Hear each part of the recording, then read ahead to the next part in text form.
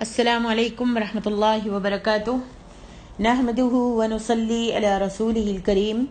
رب اشرح لی صدری ویسر لی امری واحلل عقدۃ من لسانی یفقہوا قولی رب زدنا علما تفسیر سورۃ المؤمن آیت نمبر 12 سے 20 تک۔ اعوذ باللہ من الشیطان الرجیم ذلكم بأنه إذا دعي الله وحده كفرتم وإن يشرك به تؤمنوا فالحكم لله العلي الكبير هو الذي يريكم آياته وينزل لكم من السماء رزقا وما يتذكر إلا من ينيب فادعوا الله مخلصين له الدين ولو كره الكافرون۔ فرمایا جائے گا تمہیں یہ عذاب اس وجہ سے ہے کہ بلا شبہ جب تنہا اللہ کو پکارا جاتا تھا تو تم اس کی توحید کا انکار کرتے تھے، اور اگر اس کے ساتھ کسی کو شریک ٹھہرایا جاتا تو تم اس شرک کو مان لیتے تھے۔ اب حکم تو اللہ ہی کا ہے جو نہایت برتر اور بہت بڑا ہے۔ وہی تو ہے جو تمہیں اپنی نشانیاں دکھاتا ہے اور تمہارے لیے آسمان سے رزق نازل کرتا ہے، اور نصیحت تو وہی پکڑتا ہے جو اللہ کی طرف رجوع کرتا ہو، لہذا تم اللہ کے لیے بندگی خالص کرتے ہوئے اسی کو پکارو اگرچہ کافر ناپسند ہی کریں۔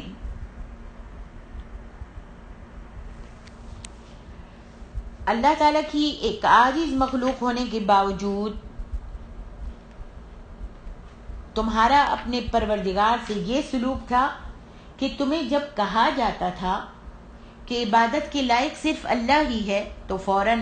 ناگواری کے آثار تمہارے چہروں پر نمایاں ہو جاتے تھے۔ تمہاری سب نیاز مندیاں اور محبت غیروں کے ساتھ تھی۔ جب اللہ کے شریکوں کا ذکر ہوتا تو تمہاری باتیں کھل جاتی تھیں، تم خوش ہو جاتے تھے، اور آج جو تم التجا کر رہے ہو اس کا فیصلہ اس اللہ کے ہاتھ میں ہے جو تمہاری طرح عاجز مخلوق نہیں بلکہ سب کا خالق اور بڑی بلند شان والا ہے۔ اب تم خود ہی سوچ سکتے ہو کہ اس کا رویہ تمہارے حق میں کیا ہونا چاہیے۔ فرمایا هو الذی یریکم آیاتہ وینزل لکم من السماء رزقا، یعنی آسمان سے بارش نازل فرماتا ہے جو زمینی پیداوار اور تمہارے رزق کا ذریعہ بنتی ہے۔ اس پورے نظام پر اگر غور کیا جائے کہ اس کائنات میں کون سی قوتیں سرگرم عمل ہوتی ہیں جن کے نتیجے میں بارش برستی ہے، پھر اس بارش سے رزق حاصل ہونے تک کون کون سی کائناتی اور زمینی قوتیں کام میں لگی رہتی ہیں، کس طرح سورج کی حرارت سے سطح سمندر پر سے آبی بخارات اوپر اٹھتے ہیں، پھر کس طرح ہوائیں انہیں اپنے دوش پر اٹھائے پھرتی ہیں اور جس طرف اللہ کا حکم ہوتا ہے لے جاتی ہیں، پھر یہی آبی بخارات کیونکہ پھر سے بارش کے قطروں میں منتقل ہوتے ہیں، پھر جب کسی خطہ زمین پر بارش برستی ہے تو زمین کی تاریکیوں میں بیج کی پرورش کون کرتا ہے، اور کس طرح پودے کی نہایت نرم و نازک کومپل سطح زمین کو چیرتی ہوئی باہر نکل آتی ہے۔ غرض یہ کہ اس نظام میں بے شمار عجائبات قدرت ہیں۔ پھر ان قوتوں کے باہمی تعاون سے جو مثبت قسم کے نتائج برآمد ہوتے ہیں، اس سے خود بخود معلوم ہو جاتا ہے کہ ان تمام قوتوں پر کنٹرول کرنے والی صرف ایک ہی ہستی ہو سکتی ہے۔ اگر ہواؤں کا دیوتا الگ ہوتا، سورج کا دیوتا الگ ہوتا، بارش کا الگ ہوتا اور زمین کا خدا کوئی الگ ہوتا تو ان میں ایسی باہمی ارتباط ناممکن تھا، ایسا باہمی ارتباط ناممکن تھا کہ ان قوتوں سے ہمیشہ مثبت نتائج ہی حاصل ہو سکے۔ لیکن یہ باتیں تو صرف وہ لوگ ہی سمجھتے ہیں جو اللہ کی ان نشانیوں میں کچھ غور و فکر کرتے ہیں۔ فرمایا فادعوا اللہ مخلصین لہ الدین ولو کرہ الکافرون۔ ان آیات الہی میں غور کرنے سے یہی نتیجہ برآمد ہوتا ہے کہ کائنات کی تمام قوتیں ایک ہی حاکم اعلیٰ کے زبردست کنٹرول کے تحت سرگرم عمل ہیں، لہذا تمہیں بھی خالصتاً اسی کی حاکمیت تسلیم کر کے باقی ساری کائنات کے ہم آہنگ ہو جانا چاہیے۔ رہے وہ لوگ جو اللہ کی ان قدرتوں میں غور و فکر گوارا ہی نہیں کرتے تو اس کی وجہ محض یہ ہے کہ ان کی آنکھوں پر غفلت، تعصب اور تقلید آبا کی پٹھی بندھی ہوئی ہے، اور انہی باتوں میں مگن رہنے میں ہی وہ خوشی محسوس کرتے ہیں، انہی باتوں میں مگن رہنے میں وہ خوشی محسوس کرتے ہیں، اور اگر انہیں حقائق کی طرف توجہ دلائی جائے تو ان کا تسلیم کرنا تو درکنار، انہیں اس طرف توجہ دلانا بھی ناگوار لگتا ہے۔ فرمایا رفیع الدرجات ذو العرش یلقی الروح من امرہ علی من یشاء من عبادہ لینذر یوم التلاق، یعنی وہ اتنے بلند اور درجات کا مالک ہے، اتنے بلند درجات کا مالک ہے کہ مخلوق کا اس کے قریب ہونے کا تصور بھی نہیں کیا جا سکتا، چاہے جائے کہ اللہ کی صفات اور ان کے اختیارات میں کسی دوسری مخلوق کے شریک ہونے کا تصور کیا جا سکے۔ اور اس کا دوسرا مطلب یہ بھی ہو سکتا ہے کہ وہ اپنے مخلص اور فرما برداروں کے درجات کو بلند کرنے والا ہے۔ جس حد تک کوئی شخص اللہ کا فرما بردار بنتا جاتا ہے، اللہ تعالیٰ اس کے درجات بلند کرتا جاتا ہے۔ اللہ ہمارے درجات بلند فرما دے، اور قیامت کے دن انہی درجات کے لحاظ سے اہل جنت کو جنت میں مقام عطا کیا جائے گا۔ یا رب ہم کو محروم نہ کرنا، یا اللہ اپنی جنت سے ہم کو محروم نہ کرنا۔ پروردگار عالم تجھ سے درخواست کرتے ہیں۔ فرمائے یلقی الروح،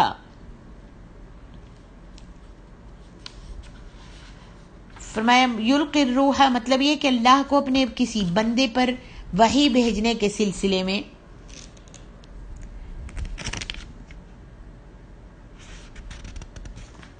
اللہ کو اپنے کسی بندے پر وحی بھیجنے کے سلسلے میں تمہارے کسی مشورے کی ضرورت نہیں ہے، اور نہ ہی تم وحی کے ٹھیکیدار ہو کہ تمہاری مرضی کے خلاف اللہ تعالیٰ کسی کی طرف وحی نہ بھیج سکے۔ وہ خالصتاً اپنی مرضی اور اپنی ثواب دید کے مطابق جس پر چاہتا ہے اپنی وحی نازل فرما دیتا ہے۔ فرمایا یلقی الروح من امرہ علی من یشاء من عبادہ، اپنے بندوں میں سے جس پر چاہتا ہے اپنے حکم سے روح یعنی وحی ڈالتا ہے، جیسا کہ اللہ تبارک و تعالیٰ فرماتے ہیں ینزل الملائکۃ بالروح من امرہ علی من یشاء من عبادہ، سورۃ النحل۔ وہی فرشتوں جبریل کو روح وحی کے ساتھ اپنے حکم سے اپنے بندوں میں سے جس پر چاہتا ہے اتارتا ہے، یہ کہ تم لوگوں کو ڈراؤ کہ میرے سوا کوئی معبود نہیں، سو تم مجھ ہی سے ڈرو۔ فرمایا وَإِنَّهُ لَتَنزِيلُ رَبِّ الْعَالَمِينَ نَزَلَ بِهِ الرُّوحُ الْأَمِينُ عَلَى قَلْبِكَ لِتَكُونَ مِنَ الْمُنذِرِينَ، سورۃ الشعراء۔ اور یقیناً یہ قرآن پروردگار عالم کا اتارا ہوا ہے، اس کو امانت دار فرشتے لے کر اترا ہے، آپ کے دل پر القاء کیا ہے تاکہ آپ لوگوں کو ڈرانے والوں میں سے ہوں۔ اسی لیے اللہ عز و جل نے یہاں ارشاد فرمایا ہے لِيُنذِرَ يَوْمَ الطلاق، تاکہ وہ ملاقات کے دن سے ڈرائے۔ علی بن ابو طلحہ ابن عباس رضی اللہ عنہ سے روایت کرتے ہیں کہ یوم الطلاق ملاقات کا دن قیامت کے ناموں میں سے ایک نام ہے، اور اس کے ساتھ اللہ تعالیٰ نے اپنے بندوں کو ڈرایا ہے، کیونکہ اس دن ہر عمل کرنے والا اپنے اچھے یا برے عمل کو اپنے سامنے پالے گا۔ اللہ تبارک و تعالیٰ نے فرمایا یومہم بارزون لا یخفی علی اللہ منہم شیء،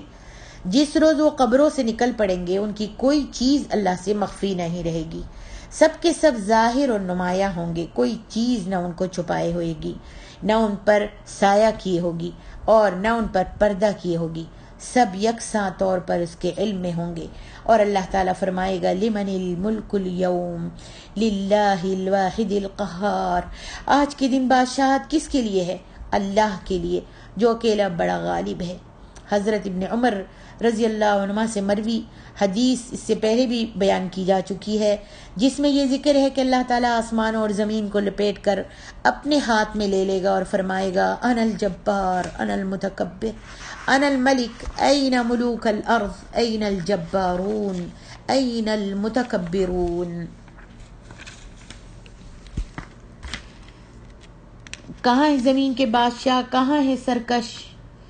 کہاں ہیں بڑائیاں مارنے والے؟ اور حدیث سور میں ہے، آپ نے پچھلی صورت میں سنا ہے اور پڑھا ہے کہ اللہ عز و جل جب اپنی تمام مخلوق کی روحوں کو قبض فرما لے گا اور اس وحدہ لا شریک لہ کے سوا اس وقت کوئی اور نہیں بچے گا، تو وہ فرمائے گا کہ آج کس کی بادشاہت ہے؟ 3 بار فرمائے گا، اور پھر اپنے آپ کو اس کا جواب دیتے ہوئے فرمائے گا للہ الواحد القہار، اللہ کی جو اکیلا بڑا غالب ہے، یعنی وہ ذات پاک جو واحد و لا شریک ہے، اس نے ہر چیز کو مقہور و مغلوب کر دیا ہے۔ اللہ اکبر۔ قیامت کے دن ایک وقت ایسا آئے گا یوم ہم بارزون لا یخفی علی اللہ منہم شیء لمن الملک اليوم للہ الواحد القہار۔ قیامت کے دن ایک وقت ایسا آئے گا جب ہر ایک کو اپنی اپنی پڑی ہوگی، سب قیامت کی ہولناکیوں سے دہشت زدہ ہوں گے، کسی کو کلام کرنے کی فرصت نہیں ہوگی اور نہ جرت ہوگی، ہر طرف مکمل سکوت اور سناٹا چھایا ہوگا۔ اس وقت اللہ تعالیٰ سب کو مخاطب کر کے پوچھے گا آج دنیا کے بادشاہ کہاں ہیں، جابر کہاں ہیں، متکبرین کہاں ہیں، بولو آج کے دن بادشاہی کس کی ہے؟ اس سوال کا جواب کوئی بھی تو نہیں دے گا، حتیٰ کہ 40 برس ایسے ہی سناٹے میں گزر جائیں گے۔ اس کے بعد اللہ تعالیٰ خود ہی اس سوال کا جواب دیں گے کہ آج بادشاہی صرف ایک اکیلے اللہ کی ہے جو ہر چیز کو دبا کے رکھے ہوئے ہے۔ فرمایا لا ظلم اليوم ان اللہ سریع الحساب۔ ظلم کی کئی صورتیں ممکن ہیں، مثلا پہلی یہ کہ کسی نے ظلم نہ کیا ہو لیکن اسے خواہ مخواہ سزا دے دی جائے، دوسری یہ کہ جرم تو تھوڑا ہو مگر اسے سزا جو ہے وہ زیادہ دے دی جائے، تیسری یہ کہ آدمی مستحق تو اجر کا ہوگا مگر اسے سزا دے دی جائے، چوتھی یہ کہ جرم تو زید نے کیا ہو مگر اس کی سزا بکر کو دے دی جائے، پانچویں یہ کہ آدمی جتنے اجر کا مستحق ہو اسے اس سے کم دیا جائے، اور چھٹی یہ کہ آدمی سزا کا مستحق ہو مگر اسے سزا نہ دی جائے اور مظلوم منہ دیکھتا رہ جائے۔ غرض یہ کہ ظلم کی جتنی بھی صورتیں ممکن ہیں ان میں کسی بھی صورت کا ظلم اللہ کی عدالت میں وہ نہیں پائے گا، انسان نہیں پائے گا۔ ہاں یہ ہو سکتا ہے کہ فیصلوں میں دیر لگے، اللہ تعالیٰ کو ساری مخلوق کا حساب چکانے اور فیصلہ کرنے میں دیر نہیں لگے گی، اس لیے کہ دیر لگنے کی دو ہی صورتیں ممکن ہیں۔ دیر کب لگتی ہے؟ اس کی دو ہی صورتیں ہیں، ایک یہ کہ انصاف کے تقاضے پورے نہ ہو رہے ہوں، جیسے یہاں دنیا کی عدالتوں میں ہوتا ہے کہ کبھی مدعی حاضر نہیں ہوتا اور کبھی مدعا علیہ حاضر نہیں ہوتا، کبھی گواہ غیر حاضر ہوتے ہیں اور بار بار کے نوٹسوں کے باوجود عدالت میں حاضر ہی نہیں ہوتے، اور اس طرح انصاف کے تقاضے پورے کرتے کرتے ہی سالہ سال لگ جاتے ہیں۔ اللہ کی عدالت میں یہ بات نہیں ہوگی، وہاں مدعی، مدعا علیہ اور گواہ سب موجود اور اللہ کے علم میں ہوں گے، اور جس کی بھی ضرورت ہوگی وہ فوراً حاضر ہو جائے گا یا حاضر کر لیا جائے گا۔ دیر کی دوسری وجہ یہ ہوتی ہے کہ دنیا میں قاضی ایک وقت میں ایک ہی مقدمے کی سماعت کر سکتا ہے، اللہ اکبر، لیکن اللہ کے ہاں یہ معاملہ نہیں ہوگا۔ وہ جس طرح بیک وقت ایک ہی وقت میں ہر ایک کو دیکھتا، ہر ایک کی سنتا، ہر ایک کی فریاد رسی کرتا اور ہر ایک کو رزق دے رہا ہے، اسی طرح وہ ایک وقت بیک وقت اپنی تمام مخلوق کے مقدمات کی سماعت بھی کر سکتا ہے اور ان کے فیصلے بھی کر سکتا ہے۔ آگے ارشاد ربانی ہے وَأَنذِرْهُمْ يَوْمَ الْآزِفَةِ إِذْ قُلُوبُ لَدَى الْحَنَاجِرِ كَاظِمِينَ مَا لِلظَّالِمِينَ مِنْ حَمِيمٍ وَلَا شَفِيعٍ يُطَاعُ يَعْلَمُ خَائِنَةَ الْأَعْيُنِ وَمَا تُخْفِي الصُّدُورُ وَاللَّهُ يَقْضِي بِالْحَقِّ وَالَّذِينَ يَدْعُونَ مِن دُونِهِ لَا يَقْضُونَ بِشَيْءٍ ان اللہ هو السمیع البصیر۔ اور آپ انہیں قریب آنے والے دن قیامت سے ڈرائیں جبکہ غم سے بھرے کلیجے حلقوں کو تو آ رہے ہوں گے۔ ظالموں کے لیے نہ کوئی دوست ہوگا اور نہ کوئی سفارشی ہوگا کہ جس کی بات مانی جائے۔ وہ جانتا ہے خیانت کرنے والی آنکھوں کو اور اسے بھی جو سینے چھپاتے ہیں، اور اللہ ہی حق کے ساتھ فیصلہ کرے گا۔ وہ اس کے سوا جنہیں پکارتے ہیں وہ کسی بھی چیز کا فیصلہ نہیں کر سکتے، بلا شبہ اللہ ہی خوب سننے والا اور جاننے والا ہے۔ یوم الآزفہ، قریب آنے والا دن، قیامت کے ناموں میں سے ایک نام ہے، اور اس دن کے قریب ہونے کی وجہ سے اسے اس نام سے موسوم کیا گیا ہے، جیسا کہ ارشاد باری تعالیٰ ہے سورۃ النجم ازفت الازفہ لیس لہا من دون اللہ کاشفہ۔ قریب آنے والی قیامت قریب آ گئی اور اس قیامت کو اللہ کے سوا کوئی بھی ہٹانے والے نہیں۔ آزفہ ازف میں دقت کی، تنگی کا مفہوم پایا جاتا ہے۔ آزیفہ میں وقت کی تنگی کا مفہوم پایا جاتا ہے، جیسے ہم کہتے ہیں کہ گاڑی یا جہاز کے روانہ ہونے میں وقت کم رہ گیا ہے۔ آزیفہ میں وقت کی تنگی کا مفہوم پایا جاتا ہے، جیسے ہم کہتے ہیں کہ گاڑی یا جہاز کے روانہ ہونے میں وقت بہت کم رہ گیا ہے، لہذا جلدی کرو۔ اسی طرح قیامت کا دن جو یقینی طور پر آنے والا ہے، اسے بس آیا ہی سمجھو، آنے ہی والا ہے، اور اس کے لیے جو کچھ سامان کرنا ہے ہم سب کو چاہیے کہ جلدی جلدی کر لیں۔ فرمایا کاظمین لدی الحناجر کاظمین ما للظالمین من حمیم ولا شفیع یطاع۔ کاظمین قدم سانس کی نالی کو کہتے ہیں، اور قدم السقا بمعنی مشک پانی سے لبالب بھر کر اس کا منہ بند کر دینا ہے، اور کاظم، قظیم اور مقدوم اس شخص کو کہتے ہیں جو غم و غصے سے سانس کی نالی تک بھرا ہوا ہو مگر اس کا اظہار نہ کرے اور اسے دبا جائے، یعنی مجرموں کو اپنی دنیا کی زندگی کے کرتوتوں پر اس قدر غم ہوگا جس کی گھبراہٹ کی وجہ سے ان کے کلیجے جو ہیں منہ کو آ رہے ہوں گے۔ فرمایا ولا شفیع یطاع۔ شفاعت کے متعلق مشرکوں نے جو غلط سلط عقیدے گھڑ رکھے ہیں بالکل بیکار ہیں۔ وہ یہ سمجھتے ہیں کہ مثلا فلاں حضرت کا دامن اگر پکڑ لیا جائے، فلاں پیر کا، فلاں مرید کا، فلاں شیخ کا دامن اگر پکڑ لیا جائے اور اس کی بیعت کر لی جائے تو بس بیڑا پار ہو جائے، وہ اللہ کے حضور سفارش کر کے ہمیں چھڑا لیں گے۔ حالانکہ قرآن کی صراحت کے مطابق یہ معلوم کرنا بھی مشکل ہے کہ جن حضرات کو وہ شفیع سمجھ رہے ہیں وہ خود قیامت والے دن کس حال میں ہوں گے، نیز انہیں شفاعت کی اجازت بھی ملے گی یا نہیں، اور اگر بفرض محال یہ تسلیم کر لیا جائے کہ انہیں اجازت مل جائے گی تو پھر بھی یہ کب لازم آتا ہے کہ اس کی بات مان بھی لی جائے گی۔ لہذا کسی کی شفاعت پر انحصار کرنا بالکل عبث ہے، بالکل بے فائدہ ہے۔ فرمایا یعلم خائنۃ الاعین وما تخفی الصدور۔ آنکھوں کی بے شمار حرکات ہوتی ہیں جن میں اکثر مذموم اور خائنۃ الاعین کے ضمن میں آتی ہیں، مثلا بطور طعن و تشنیع آنکھیں مارنا، پھر استہزاء کی نظر اور طرح کی ہوتی ہے، پھر آنکھوں میں باتیں بھی ہوتی ہیں، دوسروں سے آنکھیں بچا کر غیر محرم عورتوں کو بدنظری سے چوری چھپے دیکھا بھی جاتا ہے۔